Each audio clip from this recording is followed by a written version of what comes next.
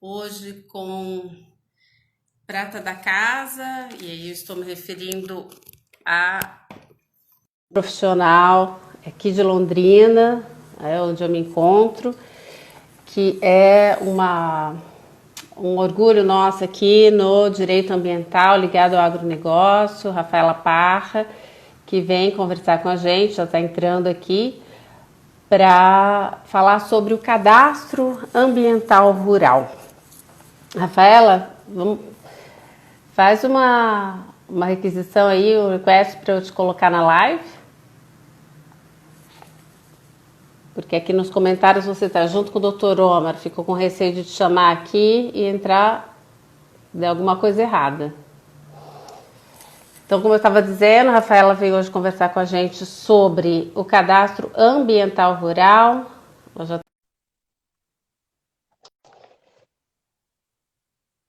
Boa tarde, Rodolfo. Sejam bem-vindos mais uma vez. Deu certo? Deu certo. O meu som tá bom? Tá, e o meu? Tudo bem? Também. Para mim tá bom. Para todo mundo aí tá bem? Se alguém tiver alguma reclamação, fale agora ou cale-se para Hoje, sempre. a Rafaela agora há pouco estava preocupada com o som de obra aí na Não, região dela e agora que bom que parou. aqui também estava. Também estava com som de obra e parou agora. Eu acho que deve estar dentro do horário aí também da questão da pandemia.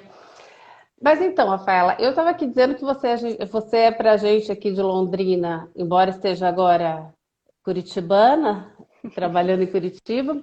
Está em Curitiba hoje? Hoje eu estou em Curitiba. É, você tem já um trabalho aqui em Londrina bastante conhecido e fora também, e tem se apresentado em vários espaços, então além de trabalhar e advogar, é bastante atuante na advocacia no agronegócio, nessa área de ambiental, você também tem feito um excelente trabalho de divulgação, né, disso, e numa área bastante delicada, né? Porque o ambiental no agro, ele é assim, bastante sensível. Existe muita briga, muita polarização em torno de posições, muita confusão, muito mito. Então, de fato, você está numa área bem delicada de lidar, né? Do ponto de vista da comunicação, do Sim. público, mas tem trabalhado muito bem, então eu fico muito feliz de te ter aqui hoje.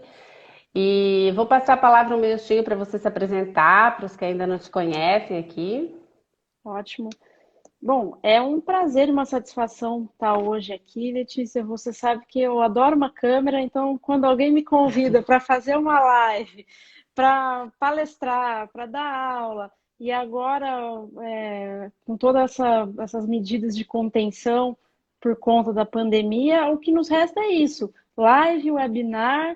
Então, acho que todos nós temos ocupado bem esses espaços e eu fico muito feliz de estar aqui hoje para falar no Jurídico de Botas, onde já passaram tantos colegas tão competentes e referências no direito e no agronegócio. Então, eu fico bem feliz. O meu nome é Rafaela Parra, para quem não conhece. Eu sou colega da Letícia no direito e no agronegócio. Somos as duas terra vermelha, pé vermelho no Paraná. Então, meu coração vai sempre estar em Londrina, mas hoje eu estou em Curitiba e, se a pandemia permitir, qualquer dia eu estarei em Goiás, no Amapá, no Mato Grosso do Sul, porque o que eu mais gostava de fazer nessa advocacia que roda o Brasil, porque o agro está em todo lugar, é viajar. Então, isso era muito bom, isso foi uma das coisas que a pandemia nos tirou por hora. Mas nós certamente vamos voltar a nos reunir em alguns eventos presenciais, porque, que me desculpem os veganos, mas era muito bom, depois dos eventos, a gente comemorar com um churrasco. A Rafaela tá louca para fazer esse churrasco, aí não vê a hora de Então, acabar a pandemia. Rafaela, mais alguns colegas entrando aqui da região, da OAB, ótimo. Pito, professor Albenir está aqui com a gente também, que muito nos honra, professor, a Meu sua grande amigo, presença, professor porque Albenir Cherubini. e um grande nome do direito agrário no país, né? A gente sabe do trabalho impecável que o professor faz, então sejam muito bem-vindas. Algumas gerações bem mais novinhos também, Aqui isso é muito legal, ver aqui o Vinícius entrando, que é um aluno do primeiro ano do Direito da UEL, né, já Legal. interessado aqui em ouvir isso, então também todos, né, são muito bem-vindos. E hoje a Rafaela vai falar sobre cadastro ambiental rural e eu vou começar te perguntando, né, o básico mesmo. O que é o cadastro ambiental rural? Ele é um instrumento de regularização ambiental? É um registro? O que que é? Bom, Letícia, todo esse assunto e essa sistemática, você falou aqui da heterogeneidade da plateia, né, do público, então as pessoas se interessam por esse tema do direito ambiental, quanto mais pelo tempo em que vivemos, então a matéria ambiental ela é suscitada cada dia mais. O cadastro ambiental rural, ele nada mais é do que um registro desse imóvel rural, é um registro eletrônico obrigatório para todo imóvel rural e que vai conter algumas informações básicas daquele imóvel agrário e dos seus proprietários ou possuidores. Então, toda essa questão, ele é praticamente como se fosse um inventário da terra, tá? Então, ele vai propiciar você conhecer exatamente qual é o uso e a ocupação daquele imóvel rural. Onde está a reserva legal, onde está a APP, onde estão os limites, qual é a área explorável. Então, ali você vai ter um panorama geral do que é o imóvel, desse ponto de vista de uso e ocupação do solo.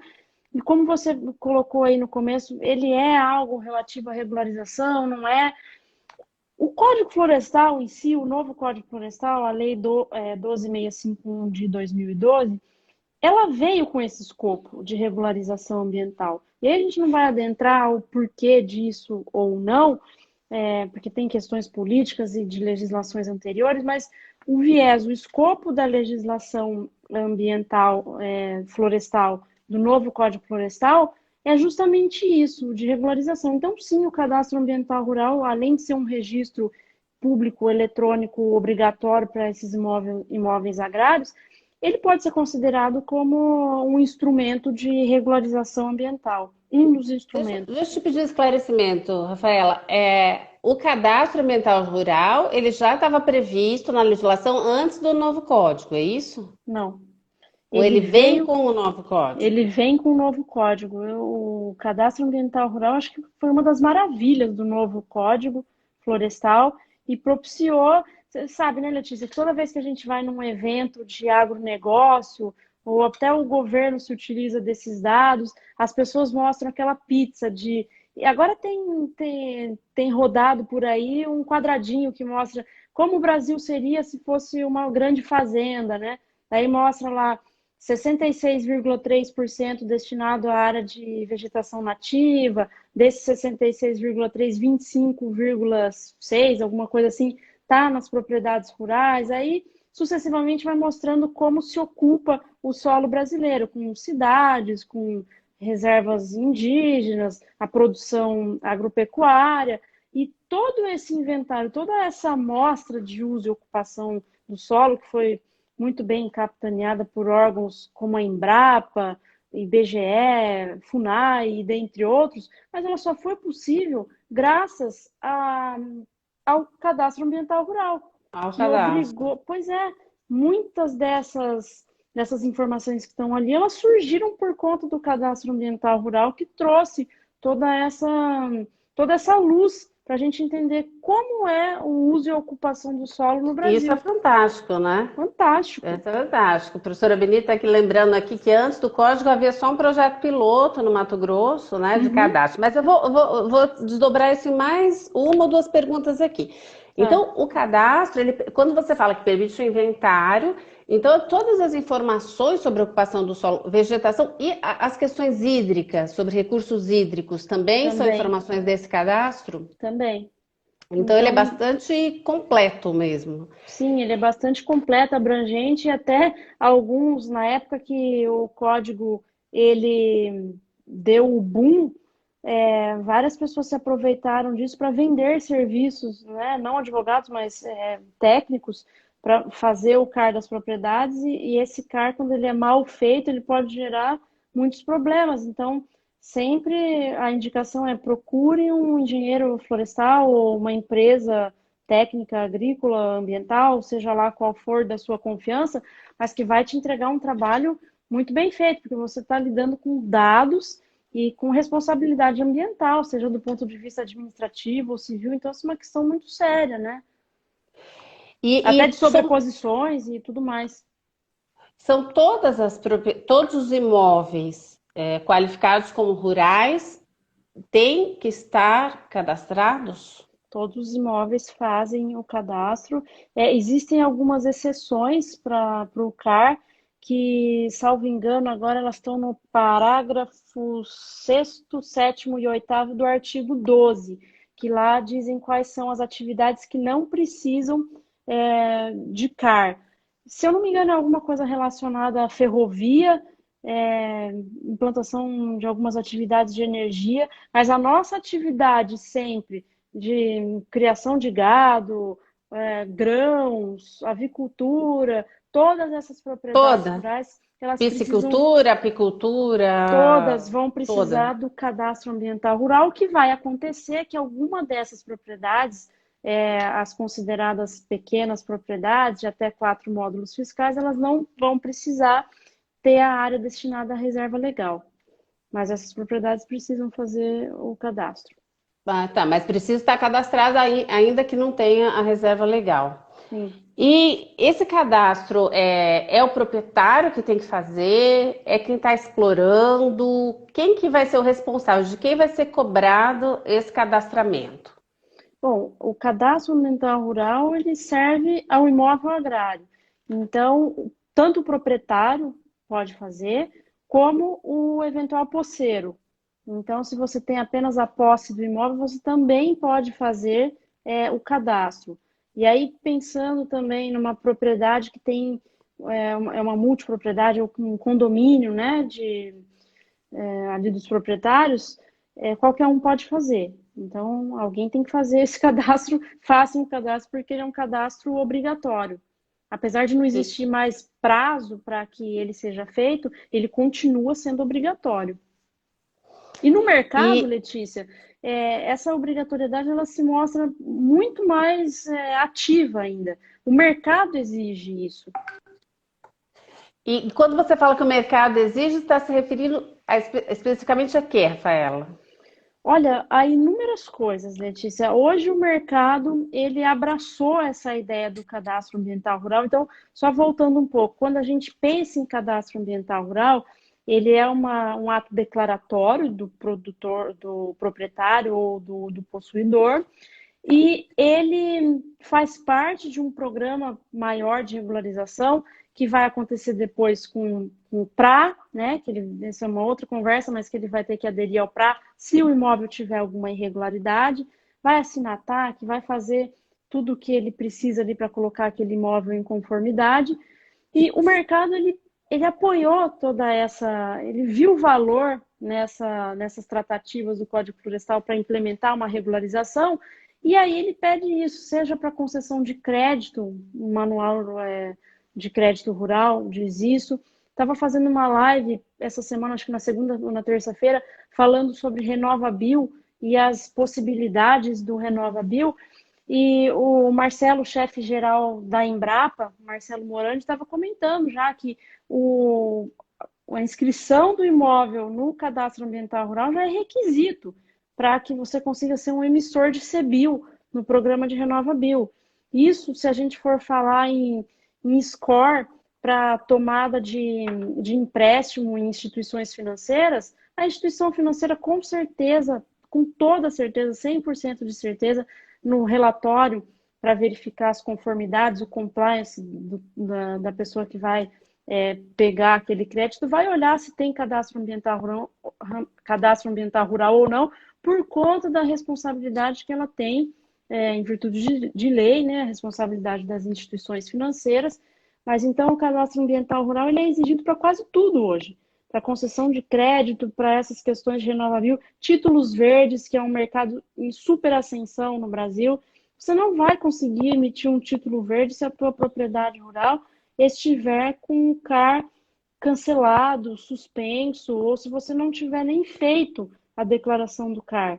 Isso também, Letícia, se a gente for pensar aí em fusões e aquisições, compra e venda de propriedades, até arrendamento, ninguém quer uma propriedade que não esteja com o mínimo de conformidade. É o mínimo a Eu vou te propriedade ter segurar um o pouco aí, cadastro. porque eu já estou cheio de perguntas aí no que você falou. Tá Primeiro, bom. essa questão, você usou aí o termo que eu ia realmente te perguntar. Então, a gente pode dizer que dentro de um programa de compliance ambiental, necessariamente está incluído esse cadastro, né? Uhum, com certeza. Quando você começou a falar aí sobre o mercado, né, o quanto a existência de um cara influencia no score quando eu vou pleitear um financiamento, né, seja pelo sistema mais tradicional, e aí não tem como a gente não falar aqui, como acaba toda live caindo nisso, né, na lei do agro, porque isso trouxe aí uma modernização e uma sofisticação para as operações financeiras, né, de mercado de capitais. Então, quando a gente fala em mercado de capitais, então nem se fala, né, Rafaela? Porque aí já tem todas as regras específicas de governança e compliance que são exigidas lá. Mas a pergunta que eu te fazer por último, você mencionou assim rapidamente, é em relação ao arrendamento. Mesmo que a gente não pense lá no mercado de títulos verdes, em derivativos e outros instrumentos mais sofisticados, hoje você já enxerga o próprio arrendatário questionando durante a negociação e celebração do contrato como está o cadastro daquele imóvel? Sim, com certeza, Letícia, porque do ponto de vista ambiental, existe ali uma responsabilidade objetiva quando se pensa em responsabilidade civil. Então, vamos supor que exista um dano no imóvel pré-existente ou um dano que venha a ocorrer. Então, esse inventário de saber onde está a reserva legal, onde está a área de preservação permanente, está tudo ok com isso? Tem alguma coisa a arrumar ou não nessa propriedade rural? Isso é bem importante. Talvez faça uma vinculação até de preço desse arrendamento, né? Você não vai querer plantar numa área que pode ser que esteja totalmente ferrada do ponto de vista ambiental, que não tenha reserva legal, que a área de preservação permanente esteja num limite de metragem inferior ao que estipula o Código Florestal, ou a gente não sabe se existe algum dano ou não. Então, saber exatamente qual é a situação do imóvel, eu acho que sim, passa a fazer parte das negociações, até mesmo de contratos de arrendamento.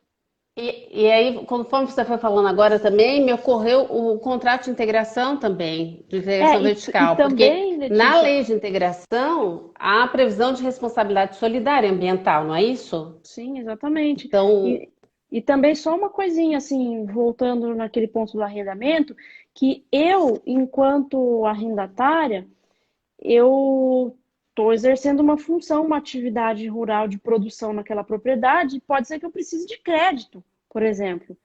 E quando eu for ao banco e falar, olha, bom, eu planto na área X e eu preciso de crédito Y, a primeira coisa que o banco vai me perguntar, cadê o CAR da área?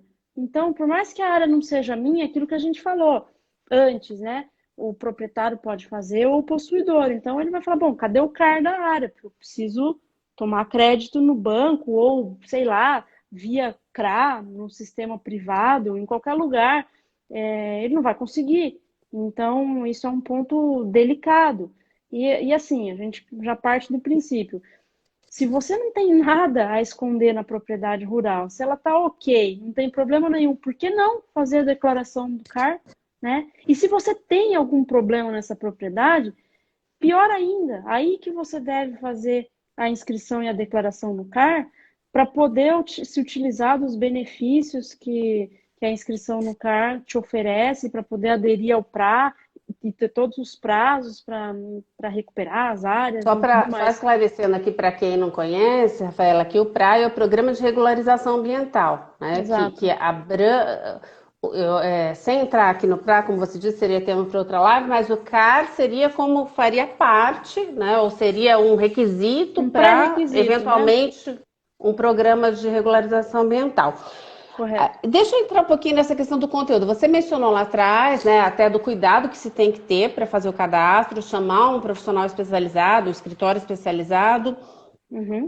técnico para fazer esse inventário, né? Isso inclui ali já referenciamento, imagino, levantamento ali de tudo. Mas e nessa questão, Rafaela, de, assim, o que está incluído no CAR é tudo, né? Então, se você não for pelo espírito que não deve, não teme, não teria por que eu não fazer o CAR. Uhum. Talvez o proprietário possa ter em algum momento aí uma dificuldade de custo só, né? De contratar esse profissional, mas enfim, vai ter que lidar com isso e resolver. Mas e para quem tem um passivo ambiental? Você começou, pelo que eu entendi, assim, eu não devo me esconder, não devo fugir do cargo porque eu tenho passivo ambiental, é isso? Exatamente. Porque o Código Florestal trouxe essa possibilidade de regularização para as áreas. Então, não vai ter para onde fugir. Não adianta achar que você vai cavar um buraco, se enfiar lá dentro da propriedade e nunca ninguém, nenhum órgão ambiental vai te exigir nada, né? Então, se a pessoa realmente tem um passivo ambiental naquela área, aí é que ela deve fazer a declaração no CAR, fazer o TIC que ela quer aderir ao programa de regularização ambiental e dizer qual é o problema e eventualmente contratar uma assessoria técnica para auxiliá-la, para que ela tenha um menor custo para fazer isso. E aí, se esse dano ambiental, essa infração que ela tenha cometido seja uma ocupação consolidada, ou seja, anterior a 22 de julho de 2008, ela vai ter imunidade, ela não vai poder ser multada nesse período, não vai sofrer sanção em relação a isso. Então, é um super comprometimento que ela tem do ponto de vista ambiental, aderindo e declarando o CAR. Ela vai ter benefícios em relação a isso, né? Agora também, E, Letícia, a gente fala em benefícios, mas já era, não dá mais. Quem aderiu, quem declarou, fez a declaração do CAR fez, quem não fez vai poder fazer permanentemente, mas também não vai ter os benefícios que tá. existiam antes, né? De Que era prazo, aquela questão do prazo que você de disse. prazo Então, não tem mais um prazo. não tem mais prazo. Então, o Código Florestal ele nasceu em 2012 com prazo, né, para que todas as propriedades fizessem a declaração no CAR. Esse prazo não foi cumprido e ele foi prorrogado diversas vezes através de medida provisória, até que num dado momento optou-se, o ano passado, então presidente Jair Bolsonaro optou por fez uma medida provisória, depois sancionou e converteu em lei, dizendo que, olha, o cadastro ele vai ser obrigatório, mas não existe mais prazo. Agora não precisamos mais de estabelecer um prazo para que seja feita a declaração no CAR, mas ele vai ser obrigatório, vai estar aí permanentemente. O que acontece é que o PRA, a adesão ao PRA, ela tem um prazo, que agora eu não me engano, eu não lembro agora se é até o dia 22 de outubro de 2020 ou dezembro. Outubro ou dezembro, não lembro agora. Mas para fazer aderência ao PRA, ainda existe esse prazo. Então a gente não sabe como vai ficar em relação a isso. Se eles vão prorrogar a adesão ao PRA, se ele também vai se tornar algo permanente. O problema é que os programas de regularização ambiental, eles são estaduais e nem todos os estados estão com esse programa pronto e esse é o grande problema. Eu acho que é um problema institucional, político, burocrático, público. Então, eu vou voltar um pouquinho nessa questão do passivo, porque eu fico imaginando aqui que o produtor que tem, ou o proprietário de terra, o possuidor que tenha um passivo, como você bem disse, ele não tem como correr do CAR por conta disso, porque ele vai ter que fazer e em um momento ele vai ter que apresentar. Mas você mencionou um marco aí temporal, 2008, né, é que antes disso haveria como que uma anistia de infrações ambientais praticadas, se eu declarar isso no CAR? Exato. Se você tinha um déficit de reserva legal, porque você ocupou aquela área de reserva legal e a tornou como uma área utilizável, utilizada para sua produção agropecuária, se você fez essa ocupação antes de 22 de julho de 2008, essa ocupação se tornou consolidada, né? Um termo legal que foi utilizado no Código Florestal, inclusive foi alvo das ADIs que discutiam a constitucionalidade do Código Florestal, mas elas foram sanadas pelo Supremo Tribunal Federal, o STF, e elas sim foram consideradas, essa anistia, como eles gostam de chamar, né, entre aspas, anistia, ela foi declarada constitucional e é exatamente isso que acontece. Se você tinha um déficit de reserva legal por uma ocupação consolidada anterior a essa data de 22 de julho de 2008, você tem imunidade e você vai ter todas essas benesses. Não quer dizer que você não tenha que regularizar, tá? Você E era precisa. isso que eu ia te perguntar agora. Então, assim, eu não vou ser, né, o proprietário, não serei punido, não perderei os benefícios, mas Exato. eu continuo tendo que regularizar e ter reserva legal e eventualmente fazer uma negociação para comprar de outro proprietário que tenha crédito para compensar. Com certeza. Então, isso que foi um problema, uma discussão na mídia e entre alguns grupos extremistas, né? Mas essa anistia, porque a anistia para mim é um perdão. Não quer dizer Uhum. que, olha, então tá bom, você tinha que ter 20% de reserva legal, só tinha 8. Ah, mas tudo bem, deixa, fica assim mesmo. Não, ele vai ter que computar esses 20%. Se ele tinha 18%, vai ter que arrumar os dois. Se tinha 15, vai ter que arrumar 5. Isso eu estou falando 20, considerando que ele esteja num bioma que precisa de 20, né? Mas, e aí é o que você disse. Se me falta uma área de reserva legal, eu preciso fazer essa compensação. Esse é um assunto também bem complexo para o direito ambiental, florestal, porque essa compensação ela pode ser feita de N formas, como está preceituado no artigo 66 do Código Florestal. Então, ela pode fazer dessa forma que você mencionou, como eu sou uma proprietária rural que tenho outra área e quero fazer a compensação entre as áreas, ou eu vou fazer um arrendamento com servidão, ou doação no poder de área de unidade de conservação poder público, enfim, são N formas de fazer essa compensação. Existem alguns critérios, como, óbvio, equivalência de tamanho. Então, se está me faltando 5 alqueires, eu preciso compensar 5 alqueires, né? Não adianta assim, está me faltando 10, eu vou compensar só 2. Isso não existe. Então, tem que existir uma equivalência de tamanho, e o Código Florestal diz que essas áreas precisam estar no mesmo bioma. E aí, quando eu Ah, isso disse é que importante. Pois Isso é, é e quando eu disse importante. que a situação era complexa, Letícia, é porque dentre essas 5 formas de fazer a compensação, existe a CRA, tá? Que é a CRA, não Uhum. o CRA, Certificado de Recebíveis do Agronegócio, mas aqui é a CRA, Cota de Reserva Ambiental, que é uma inovação do Código Florestal de 2012, apesar de já existir algo semelhante no Código de 65, ela é uma inovação no Código de 2012.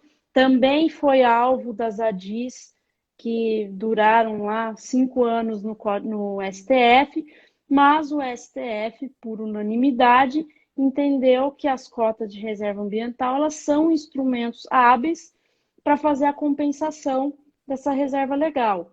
Até aí, tudo ótimo, tudo lindo. Então, o STF entendeu que essas cotas de reserva ambiental são instrumentos jurídicos aptos a ingressarem no nosso ordenamento e no mercado, mas aí o STF fez a maior salada da história do Código Florestal. Por quê? Porque lembra que eu falei para você que no artigo 66 estão elencadas todas as formas de compensação ambiental? Que são várias, são 5.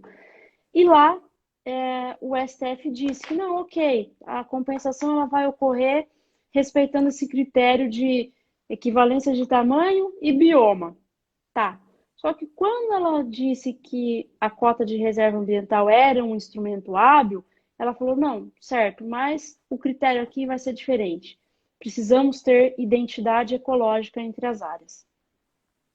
E aí que veio, pelo que eu tenho acompanhado, os nossos maiores ambientalistas aí dedicados ao agro ainda estão em dúvida sobre o que é identidade ecológica, né? Sim, então Não há um aí que conceito científico ainda sobre isso, né? Porque a biologia tem o conceito de bioma. que a gente empresta, né, da biologia. Mas pelo Exatamente. que eu percebi, e aliás foi algo para que você mesma, Rafaela, me chamou a atenção na época que foi reconhecida a constitucionalidade, foi que nesse aspecto ainda ficamos bastante confusos. Estamos confusos ainda? Estamos confusos ainda. Não sei se você se lembra de um evento que nós fizemos pela comissão, falando justamente de sustentabilidade e das cotas de reserva ambiental. Na ocasião, estávamos eu, Samanta Pineda, a Priscila Artigas, que trabalha com o Dr. Edson Milaré, Dr. Uhum. Gerdes Parovec, da USP, e um representante da SOS Mata Atlântica, discutindo essa questão, porque é Só o que gente você fraca. Por isso não conseguiram chegar às cotas, à conclusão, só os é mais o, fraquinhos. é o que você disse, Letícia. A gente tem um problema de nomenclatura. Ninguém entende o que é a identidade ecológica, porque nem no direito comparado existe essa terminologia. Então, e a questão maior agora é: vamos entender o que é identidade ecológica? Esse é um ponto. Nós vamos entender identidade ecológica como?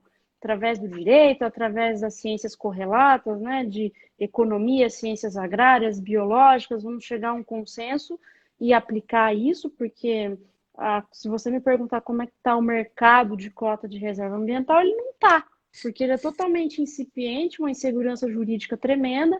Então, esse é um ponto. Vamos chegar, quando eu digo vamos, né? Vamos, comunidade jurídica, comunidade produtora, comunidade ambientalista, chegar a um ponto do que é a identidade ecológica. Só que nós, como juristas, não podemos esquecer também que existe aqui um problema funcional de separação de poderes e de adentrar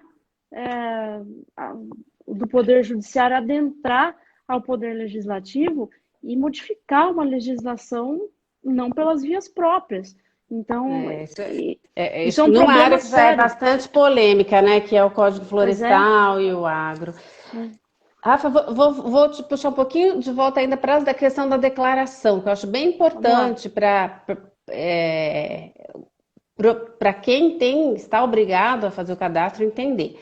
Você Uhum. disse que é um ato declaratório, né? Então, o Certo. proprietário, por exemplo, vai lá e ele diz, claro, ele vai contratar o técnico especializado, vai fazer todo o levantamento para ele, mas ele vai assumir a responsabilidade de dizer perante o poder público, onde esse registro é feito, o que Uhum. tem ali naquela propriedade.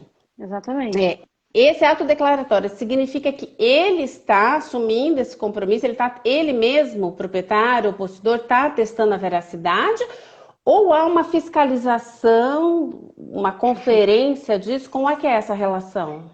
Em tese, Letícia, ele está declarando e atestando a veracidade disso, então, dessas informações. É óbvio que sim, deveria e deverá haver uma fiscalização no momento da implantação dos programas de regularização ambiental. Então, essa seria uma tarefa do Estado, dos estados, né, não do Estado do Brasil, mas é porque a declaração no CAR ela é feita de forma nacional. Então, você vai lá no programinha do SICAR, faz a declaração. A sugestão é que sempre um técnico te acompanhe, mas se o proprietário quiser fazer sozinho e ele dominar ali a, a engenhosidade daquele programa, ele pode fazer sem problema nenhum. Então, ele declara, assume a responsabilidade disso, mas é óbvio que no momento da implantação dos programas de regularização ambiental, deverá existir uma fiscalização para testar se aquela informação é verdadeira ou não, porque eu posso declarar e dizer, olha, está tudo ok na minha propriedade.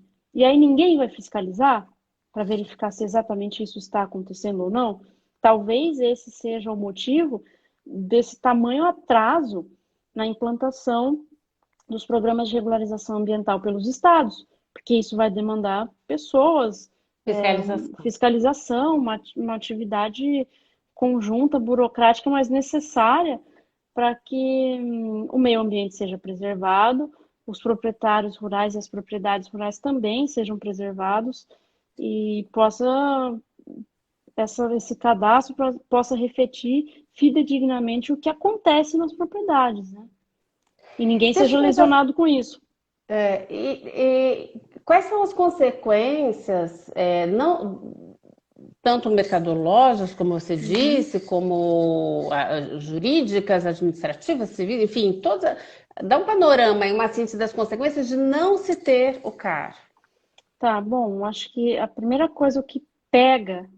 Não, a primeira coisa é, vamos pensar numa questão um pouco mais regulatória. Se ele não fizer o CAR, ele não pode aderir ao PRA. Então vamos começar por aí.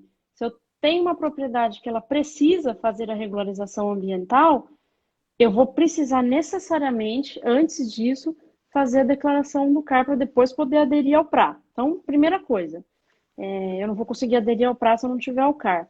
Outra coisa, questão dinheiro, o funfa no bolso, preciso de crédito.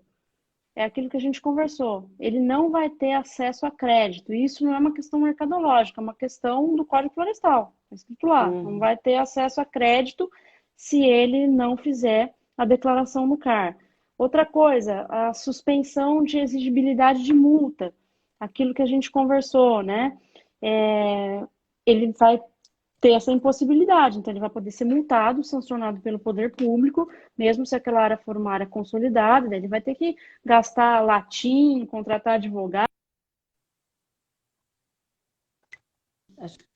Tá me ouvindo? Deu uma travada, mas Opa, acho que voltou. Não, travou um pouquinho, mas já voltou. voltou. Então tá. Pode continuar, Rafa. Então, essa impossibilidade dele é, ter acesso a crédito, eu acho que é uma das que mais vai pegar. E essa impossibilidade dele ter essa benesse de suspensão e inexigibilidade de multas, e os próprios prazos, né? Se ele tem que recuperar uma área de preservação permanente ou uma área de reserva legal, ele não vai ter o prazo dos benefícios que existiam se ele tivesse feito a adesão ao CAR. E ele pode ser multado, tem alguma sanção do ponto de vista administrativo e regulatório por não ter o CAR, mesmo que a área seja regular, né? Porque são coisas diferentes. Eu posso ter o CAR, ter passivo ambiental, mas eu posso não ter passivo ambiental, mas não fiz o meu cadastro. Isso também é sancionável? Existe alguma multa para Olha, isso? eu nunca vi isso, Letícia, assim, não desconheço até se algum colega ou Albenir, que é um grande estudioso aqui do Código Florestal, souber, mas eu nunca vi alguém ser multado por conta efetivamente dessa questão regulatória, digamos assim. Ele vai acabar sendo multado por outras coisas, né? Porque ele tem um dano lá, mas não exatamente porque ele não fez a adesão ao cadastro ambiental rural, não fez a declaração. Rafaela, você tem conhecimento, assim, porque no começo aqui, Ju também está aqui, Ju Milani se manifestando, que ela era uma das feras, tá? A Ju Fraquinho foi uma é uma ironia. grande Acho que todo estudiosa mundo do percebeu que ambiental quando eu aí. disse que só tinha fraquinhos naquela reunião foi uma ironia, a Ju disse que estava lá também. Mas, se Sim. não me engano, foi o Benito que comentou também que é um grande instrumento brasileiro de proteção ambiental. Você tem conhecimento de se há algo semelhante em outros países ou se é algo brasileiro mesmo esse cadastro? É algo brasileiro, um DNA brasileiro, do agro brasileiro, por isso que nós fazemos esse trabalho de, lógico, para entregar conformidade aos produtores rurais, que isso vai refletir em toda a agroindústria e na economia do Brasil, mas também para fazer esse serviço social de levar as pessoas a esse conhecimento. Há um tempo atrás foi feito um estudo por umas professoras e pesquisadoras da PUC-Rio e de um instituto que chama, acho que é. Ai, agora eu não lembro se. Esqueci, mas eu passo para você, depois, se você quiser, se alguém quiser o documento, você passa por e-mail. Mas Eu passo. elas fizeram um estudo muito legal comparando a legislação florestal do Brasil com outros 6 países. Se eu não me engano, era Argentina, Rússia, China, Estados Unidos, Alemanha e, e mais algum que eu não lembro agora. Mas nessa comparação com esses países relacionados única e exclusivamente às leis ambientais e principalmente ao Código Florestal, chegou-se à conclusão que a legislação brasileira e principalmente o Código Florestal é o mais restritivo de todas elas. Então, aqui, sem puxar sardinha ou dizer que nós podemos fazer desmatamento, não é nada disso, mas é para dizer, olha, nós temos uma legislação super eficiente, o Brasil tem toda essa capacidade de produção e de acesso a novos mercados no mundo, e faz isso respeitando o dever de casa aqui, principalmente no que tange ao uso e ocupação do solo. Claro que existem É, outros problemas que têm que ser combatidos, mas efetivamente pensando aqui no direito comparado do nosso Código Florestal, o Brasil inova e inova com louvor, ao meu ponto de vista. Rafa, você não é desse tempo na universidade. A Rafaela fez o mestrado na UEL, aqui em Londrina, na Universidade Estadual de Londrina, mas lá atrás já existia uma professora, que hoje é aposentada, acho que você não chegou a conhecer, que dava aula da legislação ambiental brasileira, isso antes desse novo código, num curso de verão, nesses summer schools de universidades europeias. E eles Uhum, levavam a nossa professora aqui da UEL de ambiental da que época, legal. que era uma pessoa que tinha participado lá de Eco 92, assim. Então, mesmo antes do Código Florestal, já tínhamos esse prestígio do ponto de vista de quanto qualidade de legislação. E eu não sei se eu sou muito otimista, eu acho que a gente ainda está atravessando muita dificuldade. Também não tenho a sua expertise no ambiental do agro, mas vejo que eu vejo com muito otimismo. Eu acho Eu que o também. cenário futuro para o Brasil é de destaque, que há de ser reconhecido mundialmente. E aí, quando essa história de título verde, de rastreabilidade, não sei o quê, tomar o mundo mesmo, porque ainda está um pouco concentrado em alguns países mais ricos, mas quando isso tomar o mundo, nas gerações que estão vindo aí, eu vejo com muito otimismo a posição do Brasil. E você? Com certeza, eu coaduno da sua opinião, em gênero, número e grau. E uma coisa importante de se dizer, Letícia, é que nós estamos falando aqui de questões internas, né, de Brasil, de cadastro, acesso a crédito, multas, do nosso ordenamento jurídico, né, de como isso reflete aqui dentro, na própria cadeia agroindustrial, na economia brasileira. Mas o nosso Código Florestal, então, também o Cadastro Ambiental Rural, eles são muito importantes para políticas públicas, inclusive, eles são requisitos de Agenda 2030, tá? Dos nossos ODS, o Cadastro Ambiental Rural aparece lá, o fomento à implantação do Código Florestal também, o nosso Acordo de Paris de 2015 também privilegia o fomento à implantação do Código Florestal. Então, o Código Florestal ele tem visibilidade, sim, não só no mercado interno, mas no mundo, por conta da globalização, porque o Brasil já é o celeiro do mundo em matéria de produção e escoamento de alimentos. Então, a gente precisa só controlar essa riqueza internamente, e o direito ajudar a isso tudo, principalmente também o direito ambiental, mas é por isso que eu tenho essa crítica, que eu não me conformo que o STF fique com essa picuinha relacionada à identidade ecológica e as pessoas não resolvam isso para finalmente destravar um instrumento tão importante quanto a cota de reserva ambiental. Mas eu não tenho dúvidas que quem propiciou tudo isso para que a gente chegasse um pouco mais longe e esteja pensando em cotas de reserva ambiental, pensando em título verde, pensando em Renova Bio e tantos outros instrumentos, foi o Cadastro Ambiental Rural. Rafaela, antes de passar aí para as suas reflexões sobre que se você ainda tiver algumas para fazer sobre esse futuro do CAR, eu queria Uhum, lembrar aqui, já que você mencionou esse material que você tem disponível para enviar, que a gente tem, o Jurídico de Botas tem um canal no Telegram, tá? legal. Como é que faz para se inscrever? Ali, aqui no meu perfil do Insta, lá na bio, tem aquela Linktree que todo mundo conhece, ou quem não conhece é só olhar ali embaixo do meu nome, está escrito várias coisas, tem um link. Uhum, Clicando ali vai ter Jurídico de Botas Telegram. Não é grupo, é um canal. Então, a gente coloca material ali. O que a gente tá. tem colocado, as chamadas para as lives e um material pós-live. Então, sempre que o convidado, ou ele tem um trabalho sobre o tema, então se você tiver também trabalho sobre o tema, Rafa, ou dicas como a Rafaela deu hoje aqui de pesquisa, e disponibiliza esse material para a gente, ou nós tenhamos acesso, a gente coloca lá nesse canal do Telegram. Então, para quem ainda não se inscreveu, se inscreva lá no canal, que eu asseguro que é só material de qualidade que circula lá, que nós não vamos encher o celular de vocês de mensagens que não agreguem valor, que não sejam relevantes para o assunto, tá? Então, lá na bio, Linktree, Jurídico de Botas Telegram, e a Rafaela se comprometendo aqui a mandar esse estudo Vou para eu mandar. colocar lá, tá bom, Uhum. Rafa?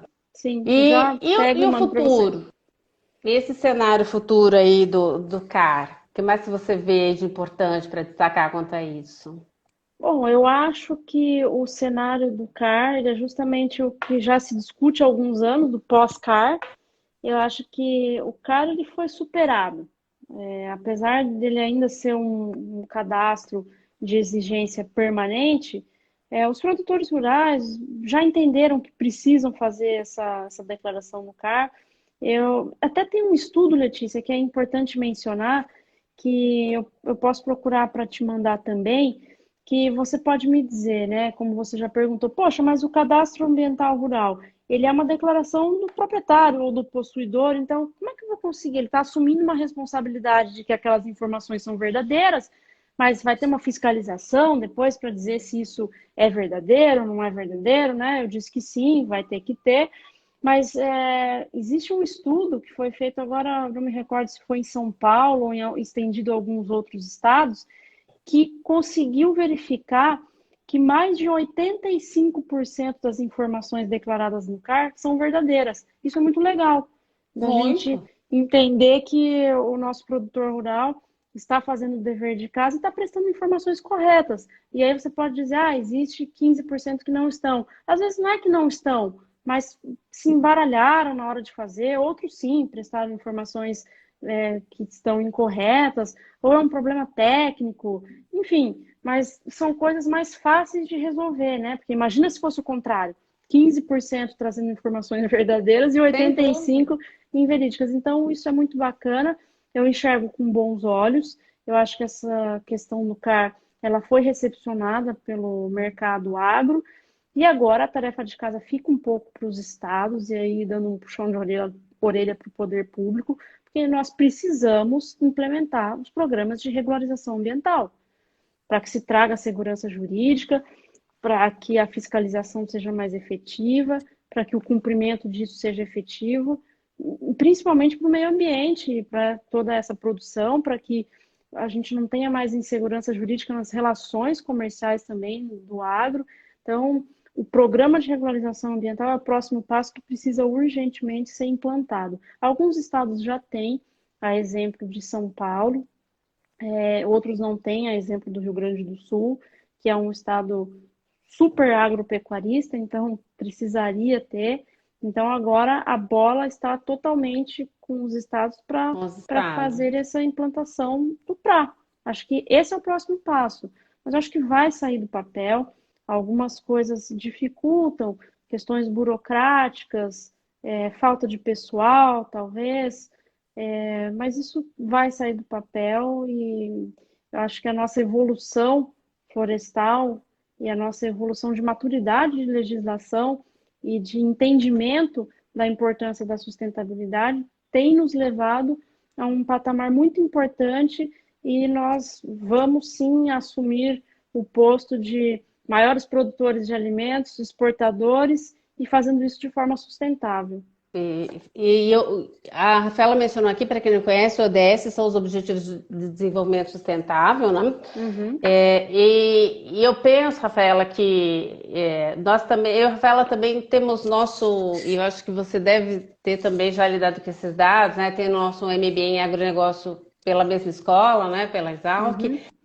E alguns dados que a gente acaba acessando mostram os hábitos de consumo, né? Então não é mais falar em sustentabilidade só para no dia do meio ambiente fazer propaganda da empresa, não é mais isso, porque hoje nós temos de fato uma geração vindo aí que está olhando para o que está consumindo, e que continua sendo consumidor. Né? É claro que existe consumo, a gente fala não vai haver consumo, vai haver consumo, mas é um consumo diferente.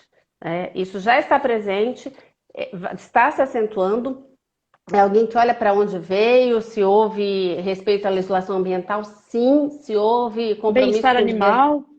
com bem-estar animal, com diversidade. Então, assim, felizmente, eu acho que esse é um dos grandes saltos que a gente vai dar aí, que já está se implementando, mas eu acho que as próximas gerações vêm com força total nisso. Então, ainda que a gente desconfiasse, né? Ah, mas vamos fazer, vai cuidar do meio ambiente, só porque não é mais uma questão de ser bonzinho, de ser legal, de levantar bandeira, né? Passou a ser, é como tem que ser, É né? um E, business, isso faz e é parte, isso vai trazer dinheiro para quem se adequar.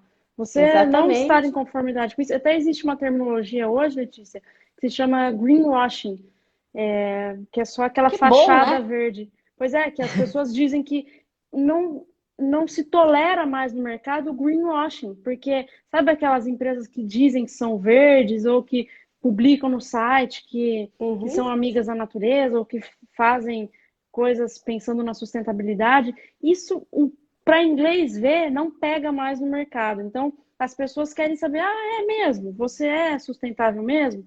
Como? Por quê? O que você faz? Então, isso é uma coisa que não adianta mais fazer só para ficar bonitinho ali. As pessoas querem efetivamente saber. Eu quero saber o que eu estou consumindo.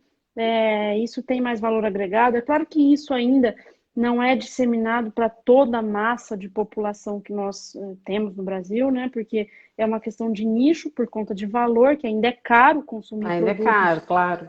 dessa forma, mas já é uma tendência sim, porque é uma tendência boa, né, Letícia? Você traz elementos que vão valorizar o meio ambiente, vão valorizar as pessoas, a relação das pessoas, a própria individualidade das pessoas. Então, isso é muito interessante. E que é uma questão de sobrevivência, né? Uhum. É Nós uma questão de precisamos sobrevivência. da A gente natureza. está assim, num ponto de virada que é preciso estabelecer essa relação mesmo de sistema, né? Não Uhum. mais só centrada no homem de exploração. Acho que isso realmente é o que estamos superando. E quando você está falando de greenwash, me lembrou também, do ponto de vista da diversidade, está acontecendo, por isso que eu digo, está acontecendo em várias áreas, né? Também existe um Uhum. conceito de pink money, quando se implementa diversidade só também para inglês ver, como você disse, para ganhar dinheiro com isso, e as pessoas querem saber, não, você tem mesmo diversidade na sua empresa, onde é que ela está? Então, você tem sustentabilidade econômica, ambiental, né, e social Uhum. da sua empresa? Me mostre. E, Rafaela, então, assim, a gente já está chegando aí, caminhando para os minutos finais da live. Tá bom, Se você quiser se despedir, claro. fazer suas considerações finais aí. Me despeço, o papo estava muito bom. Acho que a gente poderia ficar mais 1, 2, 3 horas. Ninguém ia ficar, né, gente? Porque quem ia aguentar um papo tão longo, mas conversar sobre o direito, o meio ambiente, todas essas questões relacionadas é sempre muito interessante. São sempre vários pontos de vista. Eu aprendo muito com as lives, com os webinars. É muito bom, não só quando eu assisto, mas quando eu participo, com as perguntas, com a interação, com os moderadores, com os outros palestrantes. Então, foi muito feliz hoje a escolha do tema, Letícia, porque é algo que nós precisamos falar, sim. Embora o agronegócio ele seja constituído de um elemento complexo de atividades do antes e do depois da porteira, o elemento central é o dentro da porteira. Então, nós entendemos como, um pouquinho hoje, né, de como essa atividade regulatória é importante para todas essas relações da cadeia, eu acho que é bem legal entender qual é o momento atual do cadastro ambiental rural e o que vem pela frente, e algumas peculiaridades que decorrem disso, como, por exemplo, as compensações e a cota de reserva ambiental, passando aí por mercado, falando um pouquinho bem en passant de títulos verdes, Renova Bio, mas jogando sementinhas para que as pessoas entendam que toda essa atividade dentro da porteira é muito importante para pulverizar o agro, pulverizar o que o agro faz de bom. E essa questão regulatória é algo que não tem jeito, principalmente do ponto de vista ambiental, você vai ter que ter. Então, parabéns pela escolha do tema, eu espero ter contribuído com um pouquinho de Sem conhecimento dúvida. e do nosso bate-papo, e eu fico muito feliz porque esse, como eu pontuei, é um assunto que não faz parte mais só do Brasil ou do nosso ordenamento jurídico, mas que já ganhou e alçou voos maiores no ambiente internacional, faz parte aí de políticas públicas, e o mundo está de olho em nós, porque eles também querem saber o que eles comem ou não, mas porque eles têm medo do Brasil. As pessoas têm que olhar para isso e entender.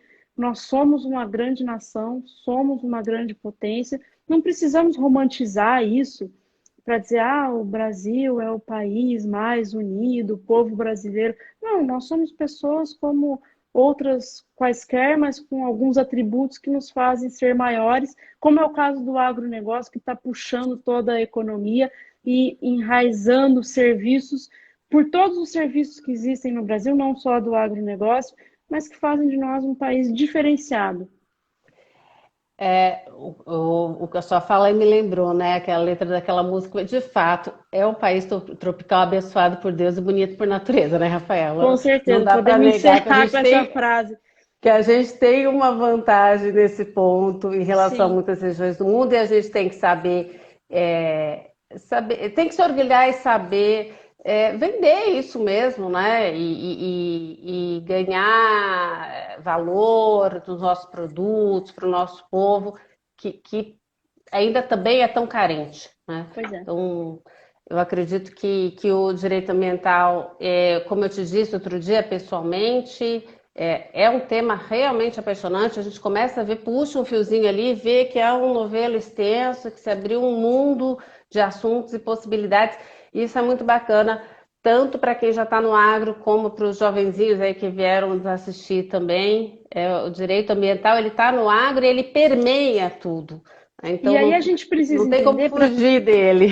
para fechar, Letícia, a gente precisa entender algo que o professor Albenir Cherubini, diz sempre, que o imóvel agrário ele não é uma unidade de conservação, ele é uma unidade produtora. Precisa atender à legislação ambiental, a todas as tratativas legais que tem, precisa, mas ele precisa também gerar lucro. Produzir. Produzir. Ele precisa produzir por tudo isso que a gente já falou. Então, acho que fica esse recado. E o próprio sistema natural da vida é assim. Existe uma cadeia e a gente não pode também romantizar a natureza como se fosse tudo lindo e maravilhoso que mereça permanecer incólume. O ser humano está inserido nisso e assim como os animais que também, né, se movem em uma cadeia, o ser humano está aí para isso. Rafa, vou ter que dar um tchau aqui, senão a live vai nos derrubar sem nos despedirmos. Ótimo. Colocar a nossa de coração mesmo pela sua presença. Adoro ouvir você falar sobre o ambiental no agro. Muito obrigada a todos vocês que estiveram aqui com a gente também.